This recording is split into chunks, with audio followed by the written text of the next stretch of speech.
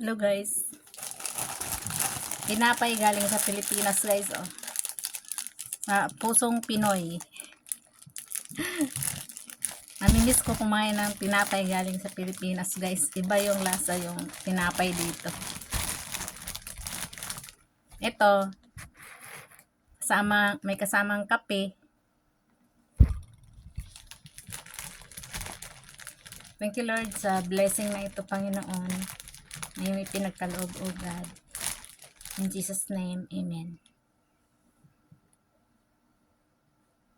Tikman natin ang tinapay na galing sa Pilipinas. Isawsaw sa kape, hugasan. Hugasan sa kape at kainin. Pagkatapos, yung pinaghugasan, inumin.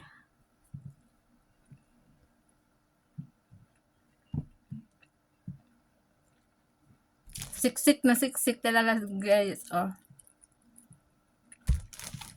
Sobrang siksik siya. Dito kasi malalambot dito eh. Tinapay dito. Tapos medyo matabang lang yung less of sugar sila dito guys. Hindi tulad sa Pinas na yung cake sa Pilipinas ay sobrang ang tamis-tamis. Dito guys, ano lang, mild lang.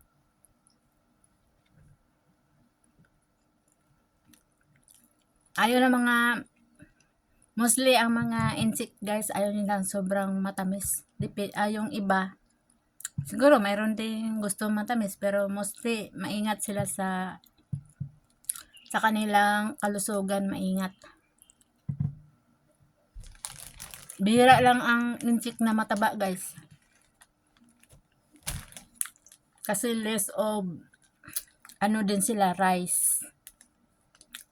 Sa kanila marami yung ulam kaysa kanin. Saka more vegetables talaga sila guys.